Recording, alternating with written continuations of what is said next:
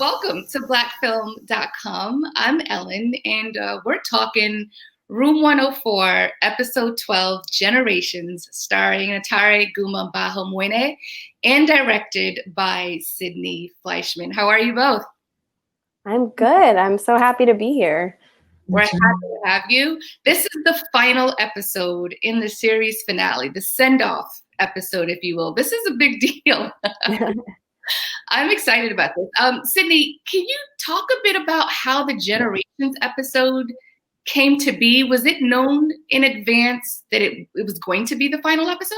Well, the way that the show works is because we have so many different directors and actors coming in. It's this big giant production puzzle that we get to put together to figure out the order of shooting each episode. And then once we get into post, it's this really fun exercise of what episode makes sense in which order. And we view it as sort of a record, how a musician goes through and there's sort of a rhythm to it. And that's kind of how we view the season. And so this episode, once we could sort of see what each episode was, this one really very clearly became the final episode in our eyes. And I see why, having watched it. And Ntare, what were your initial thoughts about the role and the fact that it was the final episode of the series? Any pressure there for you? I didn't find out it was the final episode till just recently, really. Oh, wow. When we were filming it, I had no idea what the order was. I thought it was like the 5th episode or something. So I think it was the 5th script, possibly. But I read it and I reread it again last night. And, it's interesting just looking back at it now and, how the theme is how the past generations sacrifice for the next generation and how that really resonates now. Mm-hmm. And it just, it definitely makes sense in terms of the chronology of what they're talking about, how we sacrifice for the next generation. Definitely. I agree. I kind of viewed it as the episode itself was a human being. And we as the audience have now to say goodbye to this entire series that we've grown to love. So I think it was relatable on so many fronts. And so, Sydney, I know that you've served as an executive producer throughout the series. And so how would you say your evolution on the show from EP to directing this episode, how did that inform you directing this episode? It informed basically every move I made.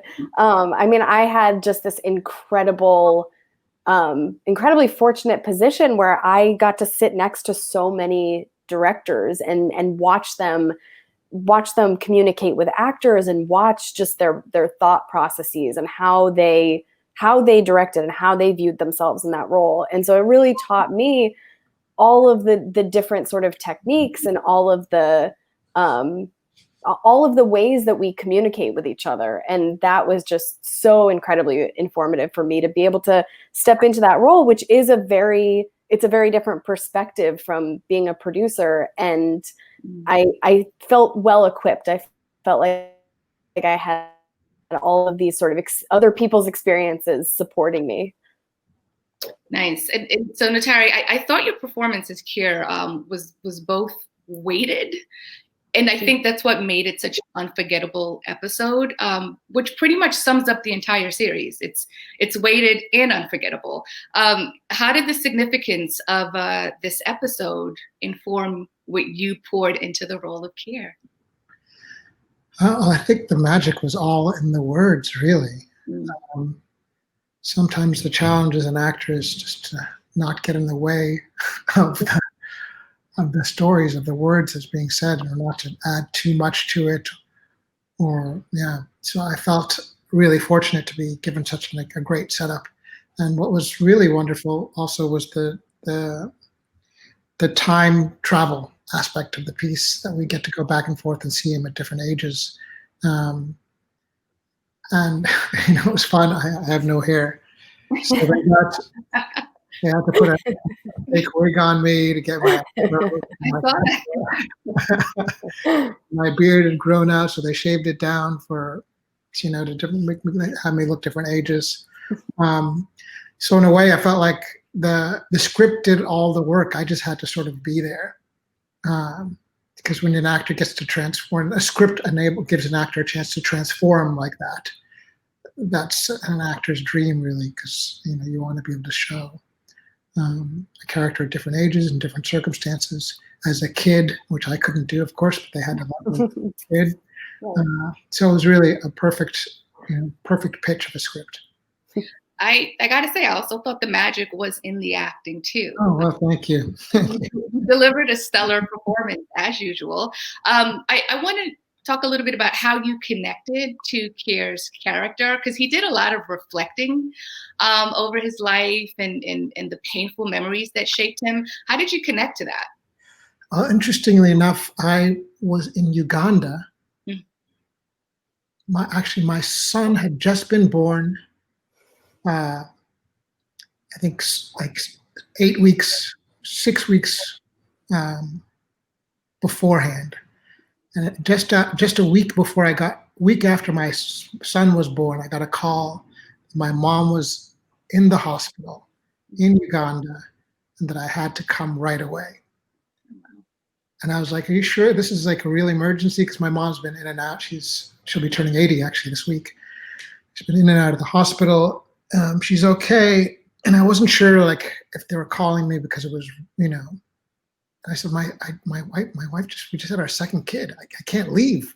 And they go, "You have to come." And I left. I had to leave. And my wife's mom was here, and it was one of the most difficult things to have to do. And I got to Uganda, and my mom was, you know, in rough shape. And I literally stayed there for several weeks, nursing her back. And it was one of those things where, you know, you had to see someone to connect. Like she was isolated. Yeah. Just seeing me was enough to like get her to revitalize, and showing the pictures of my kid. And she just like came back to life. And it was incredible. And then I got a call, like I think 2.5 weeks in, saying, "Got offered this role. Can you come shoot it?" I was like, "I'm in Uganda taking care of my mom." And they're like, "It's really a great part. We really would love to have you."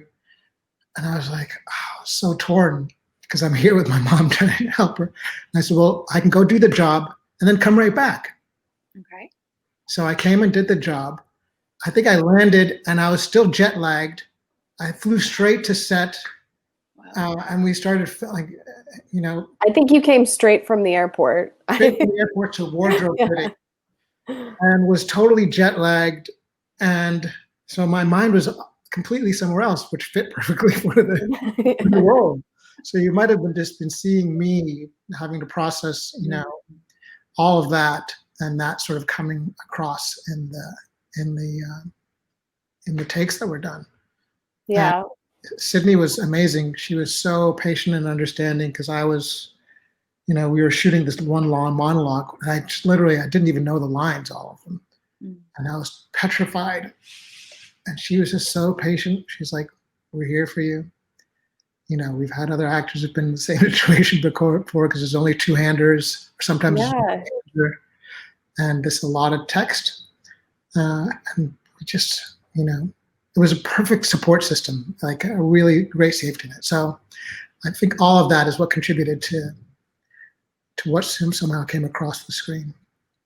Well, I think you just have, if I can add to that, I think you just have this incredible, there's just this lightness to you in your performance. And I think that it's so, I don't even know how to describe it. It's so nuanced, and it's so subtle, and it's just so engaging. And I think, to me, that made my job so easy, because you were there. You were already in the place that you needed to be to really convey the emotion. And it was just such an incredible thing to watch. You just like clicked right in, and really were just so expressive in the lightest possible way. Oh, wow. Well, thank you. Well, I've been with other directors who might have been seeing me and where I was and been like, "Come on, let's get it. You're running behind schedule." Nope. Sounds like you lucked up with Sydney. Yes, I definitely did. We both lucked out, I think. Yeah. Yes. And before I go on, how is your mom today? She's doing much better. It's just I brought my family to Uganda in Christmas in January. So we brought my son and my daughter and my wife and her mom. And we got my son baptized in the same church my daughter had been baptized in. And it's been a remarkable turnaround. It's just been, I feel like the birth of my son also just was like reinvigorated her as well. And I can't wait to send her like all these birthday videos on Friday. My birthday's on Friday. Oh, nice. Happy early birthday. So my next question is, during Keir's generation ceremony, you ask, why did it take place in a motel room? And I thought that response wrapped up the series. Yeah.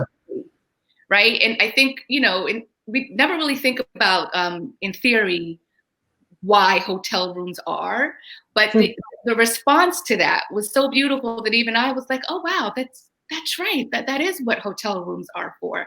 Was it known going into this episode that connection would be made not only for the characters, but also for us, the fans? Sydney. I think it happened sort of accidentally. I think that we were simultaneously trying to understand why this story was happening in a motel room. And I think when we found that explanation, it just made everything else click. And I think that was a big part of why we wanted this to be the final episode, is it does sort of sum it up in that just little snippet of what it means to be in a motel room and to be home and to be away from home, and but yet to be with the ones that you love sometimes. So that was pretty special. And to me, that was also the point that, I felt that Keir found inner peace, because the look on his face once his daughter responded was just the first time I'd seen him throughout that episode just have peace. And that was such a sweet moment. And we as the audience got our aha moment. So to me, it was full cycle, which again just speaks to the great writing, the great directing, and the great acting. Was just a culmination of greatness, if you will. Thank you. Why was it so difficult for Keir to let go of the past, Ntare? Can you speak a bit about that? Because he would just not let go. Well, I think there was a big betrayal. Yeah. And sometimes with betrayal and the person is gone, it's hard to have that closure. And so in a way, he had to almost forgive himself or let go of that somehow, because he couldn't confront his mom again. So I think, I think that betrayal sort of haunted him throughout his life. Exactly. Okay. And for Sydney, is there anything you would have done differently directing this? No. No, I don't think there's anything I would have done differently. I mean, what Ntare was saying earlier about the support system, I think that's a really big thing for us on Room 104, is just creating an atmosphere where everyone feels safe and everyone can be vulnerable and really go to the places we need to go to. And I think that because of that, I wouldn't do anything differently. I get that. And Ntare, what did it mean to you to be a part of a fan favorite anthology series? Well, I've been huge fans of these brothers for ages. I've read their books and their book on filmmaking, and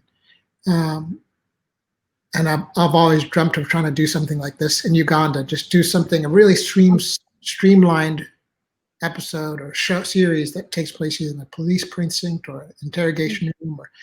So when these guys did this series, I was like, oh yes, that's so if you do see me produce some series in Uganda that's similar like this, it's because I'm stealing all of their ideas or borrowing from them. Maybe I'll pitch it to them. But I just feel really fortunate, really fortunate to have been included in this, and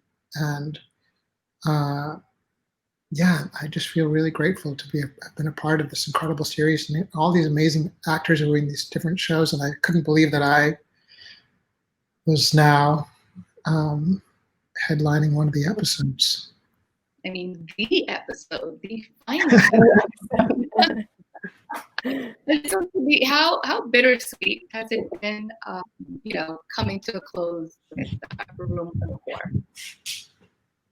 It's definitely been bittersweet. I think it's one of those things where we feel like we have a million more ideas and we can keep going forever. I think for me, it's been such a big part of me growing and learning as a person. I think that's, other than all of the people involved, I think that's the thing that I'll miss the most is all of the really rewarding things that I've gotten out of it. Yeah.